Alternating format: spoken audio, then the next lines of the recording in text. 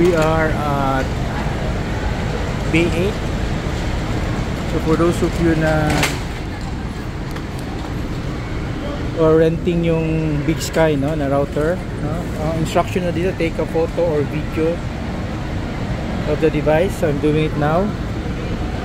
Gently place the travel Wi-Fi into the drop box. Take a video or photo as you're doing it. So gagawin natin yan. Then papadala natin yung photo or video as proof of return. Andyan yung kanila, yung number, their Facebook, and their email.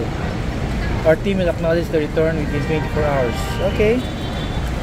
Sara natin. No, we're closing it. We're closing it.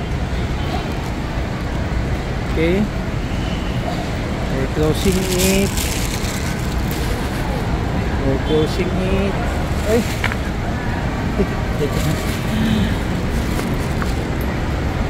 Push.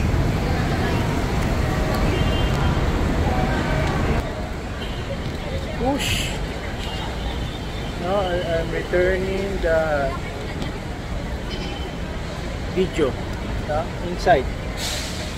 Push. Ayan. Push. Push. And returning it. Okay.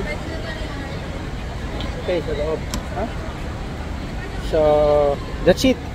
That's it. Very easy yung process nila. Okay. Now, for those of you renting yung Big Sky, the return is Bay 8, no? In NAIA Terminal 3. Nandito lang siya, no? Makita mo. Okay, I'm just documenting based on their instructions. Again, sa Bay 8, no? Bay 8 yung pagbalik ng Wi-Fi router. So I return it at 7 PM of April 6. Okay?